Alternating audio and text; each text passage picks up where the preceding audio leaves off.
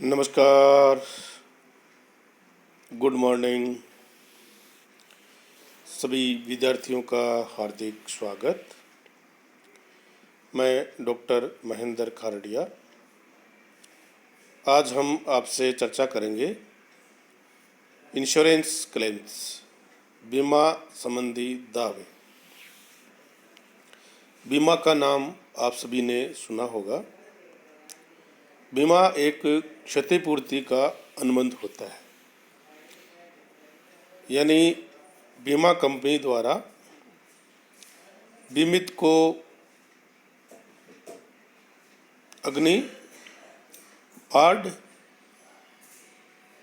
आदि से होने वाले नुकसान की भरपाई क्षतिपूर्ति के रूप में करता है। तो जो बीमा संबंधी दावे होते हैं वो किस प्रकार से तैयार किए जाते हैं, और हम बातचीत करेंगे हमारे व्यापार से संबंधित जो दावे किए जाते हैं, जिसमें स्टॉक का बीमा करवाया जाता है, लाभ का बीमा करवाया जाता है, और इसी के साथ व्यापक बीमा एक करवाया जाता है जिसमें सभी का बीमा एक साथ किया जाता है, मशीन, फर्नीचर, स्टॉक और प्रॉफिट का। तो इसी पर हम चर्चा आपसे करेंगे। सभी विद्यार्थी इसको पूरा ध्यान से सुनेंगे और साथ साथ नोट करेंगे, क्योंकि बहुत ही महत्वपूर्ण विषय हमारे वाणिज्य संकाय के विद्यार्थियों के लिए है। अन्य हमारे आम जीवन में भी ये बीमा है वो एक महत्वपूर्ण रोल अदा करती है, तो उन सब के लिए भी ये महत्वपूर्ण विषय है। सबसे पहले बात करेंगे परिचय की। तो देखिए, बीमा अनुबंध एक क्षतिपूर्ति का अनुबंध है जिसके अंतर्गत बीमा कंपनी आग, बाढ़, भूकंप जैसे कारणों से होने वाले नुकसान के लिए बीमित को क्षतिपूर्ति प्रदान करती है। वर्तमान व्यवसाय युग में व्यवसायी लाभ कमाने के साथ साथ व्यवसायिक जोखिमों को न्यूनतम करना चाहते हैं। व्यवसायी ये चाहते हैं कि वो लाभ तो कमाएं, लेकिन उनकी जो जोखिम है वो न्यूनतम रहे। अगर जोखिम ज़्यादा रहेगा तो जो लाभ है वो भी कम रहेंगे। अतः वो व्यवसायिक जो जोखिम है उनको कम करना चाहते हैं। अतः इसमें बीमा कंपनी का जो रोल है, वो जो महत्व है वो बढ़ जाता है, क्योंकि बैंक व अन्य वित्तीय जो संस्थाएं होती हैं वो ऋण तभी प्रदान करती हैं जब व्यवसायी अपनी संपत्तियों का पूर्ण रूप से बीमा करवा लेते हैं। बैंक है, सबसे पहले अगर उनको लोन देना है, ऋण देना है, तो बीमा कंपनी की बीमा करवाने के बाद ही ऋण उनको प्रदान करता है। अगर बीमा नहीं है तो उनको ऋण लेने में कठिनाई आती है। अग्नि या अन्य दुर्घटनाओं से होने वाली हानि की दशा में व्यवसाय को हानि का आकलन करके बीमा कंपनियों को दावा प्रस्तुत करना होता है। अगर व्यवसाय में किसी कारणवश किसी दुर्घटना से, अग्नि से या किसी अन्य कारण से हानि हो गई है तो व्यवसायी को एक बीमा प्रस्तुत करना होता है। बीमा कंपनी को दावा उनको प्रस्तुत करना होता है, तैयार करके हानि का आकलन किया जाता है। तो हानि का जो आकलन है वो किस प्रकार से किया जाता है, इसके लिए एक प्रोसेस होती है, एक प्रक्रिया होती है, और इस प्रक्रिया के माध्यम से बीमा संबंधी दावा प्रस्तुत किया जाता है, जिसमें निम्नलिखित से संबंधित हानि के दावों की राशि की गणना की जाती है। स्टॉक की हानि, परिणामी हानि और व्यापक बीमा। ये तीन महत्वपूर्ण जो हानियां हैं, इसके संबंध में दावे की राशि की गणना की जाती है और दावा प्रस्तुत किया जाता है। सबसे पहले बात करेंगे स्टॉक का बीमा दावा। Claim for stock insurance. अग्नि बीमा फायर इंश्योरेंस एक क्षतिपूर्ति का अनुमान है। वस्तुतः अग्नि से हानि होने की परिस्थिति में क्षतिपूर्ति वास्तविक हानि तक ही की जा सकती है। अगर आपने अग्नि का बीमा ले रखा है तो अग्नि से होने वाली जो हानि है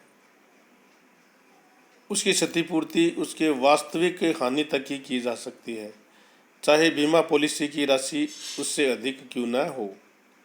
यदि बीमा पॉलिसी की राशि आपने ज़्यादा ले रखी है लेकिन हानि कम है तो जितनी हानि है उतना ही आपका क्षतिपूर्ति है वो की जाएगी, वास्तविक हानि की क्षतिपूर्ति की जाती है। दूसरी ओर अगर बीमा वस्तु के वास्तविक मूल्य से कम किया जाता है या करवाया जाता है तो क्षतिपूर्ति की राशि को भी अनुपातिक रूप से कम कर दिया जाता है, जिसके अंतर्गत औसत वाक्य एवरेज क्लॉज कहा जाता है, जिसको इसमें जोड़ दिया जाता है। और स्टॉक की हानि की जो दावे की राशि है उसकी गणना करने की जो प्रक्रिया है उसमें 3 स्टेप है, 3 चरण है। सबसे पहले है वास्तविक मूल्य का निर्धारण। अगर व्यवसाय में स्टॉक संबंधी लेखे हैं वो रखे जाते हैं और पूर्ण रूप से वो सुरक्षित हैं तो उनके आधार पर स्टॉक का मूल्य निर्धारण आसानी से किया जा सकता है। ये तो हो गया वास्तविक मूल्य। अगर व्यवसाय में स्टॉक संबंधी लेखे नहीं रखे जाते हैं या अग्नि के कारण लेखे नष्ट हो जाते हैं तो उस दिशा में हम मेमोरेंडम ट्रेडिंग अकाउंट, जिसको स्मरणार्थ व्यापार खाता कहा जाता है, को बनाकर अग्नि से तुरंत पूर्व के स्टॉक का अनुमानित मूल्य है उनका निर्धारण करते हैं और ऐसे स्टॉक को बीमा योग्य राशि इंश्योरेबल अमाउंट भी कहा जाता है। स्मरणार्थ खाता जो व्यापार खाता जो है वो बनाते समय हमें कुछ महत्वपूर्ण बातों का ध्यान रखना होता है कि सबसे पहले बात करेंगे सकल लाभ की दर का औसत ज्ञात करना। स्मरणार्थ जो खाता हम तैयार करते हैं उसमें हमें सकल लाभ की, जिसको ग्रॉस प्रॉफिट बोलते हैं, कि एवरेज रेट का कैलकुलेशन करना होता है और ये हम पिछले जो हमारा ट्रेडिंग अकाउंट है पिछले सालों का, उसका जो ग्रॉस प्रॉफिट है उसके आधार पर हम उसकी रेट निकालते हैं और फिर उनका एवरेज निकाल कर ये रेट ज्ञात की जाती है। इसके बाद में बात करते हैं सकल लाभ की औसत दर का लागत पर दिया जाना। अगर सकल लाभ है उसकी जो एवरेज रेट है वो लागत पर दी जाती है तो हम उसको सेलिंग प्राइस पर उसको कैलकुलेट करते हैं। इसके बाद में अगर सकल लाभ की औसत दर नहीं दी गई है तो उसकी गणना हम पिछले जो ट्रेडिंग अकाउंट है, पिछले साल का जो ट्रेडिंग अकाउंट है उसको तैयार किया जाता है और उसको तैयार करके ग्रॉस प्रॉफिट की गणना की जाती है और ग्रॉस प्रॉफिट की गणना करने के बाद हम क्या करते हैं, सकल लाभ की औसत दर का कैलकुलेशन करते हैं। ये जब हम मेमोरेंडम ट्रेडिंग अकाउंट तैयार करेंगे उस समय आपको ये कैलकुलेशन करना होता है। यदि स्टॉक का वास्तविक मूल्य कम या अधिक पर मूल्यांकन किया गया है तो इसका एडजस्टमेंट भी आपको करना होता है। यदि वास्तविक मूल्य से कम किया गया है तो उसको वास्तविक मूल्य पर कैलकुलेट करना होता है और अधिक किया गया है तो भी उसको वास्तविक मूल्य पर कैलकुलेट किया जाता है। ये कार्य पूर्ण होने के बाद इसके बाद में हमारा काम होता है सेकंड स्टेप की ओर। हमने स्टॉक की हानि की गणना कर ली है। स्टॉक का जब कैलकुलेशन कर लेते हैं तो उसके बाद में सेकंड जो चरण होता है उसमें स्टॉक की हानि कैलकुलेशन करेंगे लॉस ऑफ स्टॉक। कभी कभी अग्नि दुर्घटना के बाद भी कुछ माल की मात्रा पूर्णतः सुरक्षित रह जाती है या कुछ माल अंशतः नष्ट हो जाता है, जिसे सुधारा भी जा सकता है। अग्नि दुर्घटना के कारण हमारा कुछ माल है वो सुरक्षित रह जाता है या कुछ माल ऐसा होता है जो कुछ नष्ट होता है तो उसे सुधारा भी जा सकता है, उससे हम सेल्वेज स्टॉक कहते हैं। ऐसे स्टॉक को बचाया गया स्टॉक भी कहते हैं, सेल्वेज स्टॉक।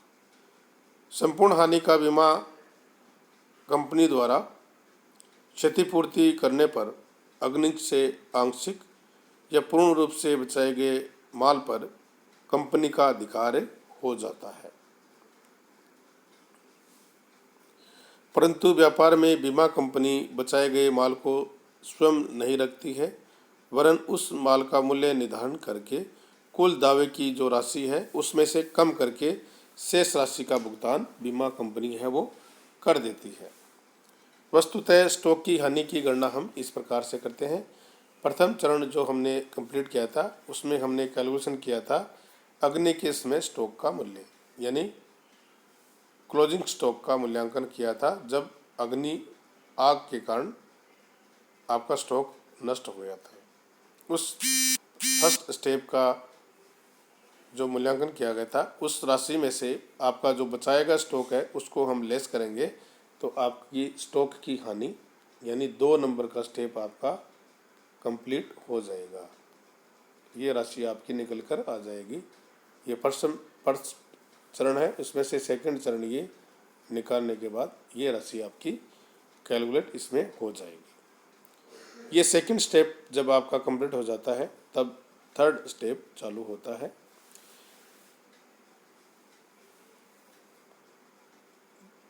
यदि बीमित राशि का बीमा योग्य राशि से कम का बीमा आपने करवाया है तो उसे हम न्यून बीमा कहते हैं, जिसके कारण कंपनी को अग्नि बीमा अनुबंध में प्राय एवरेज क्लॉज औसत वाक्य जोड़ देते हैं, जिसका प्रभाव ये होता है कि माल का बीमा जिस अनुपात में कम करवाया गया है उसी अनुपात में क्षतिपूर्ति की राशि भी कम की जाएगी।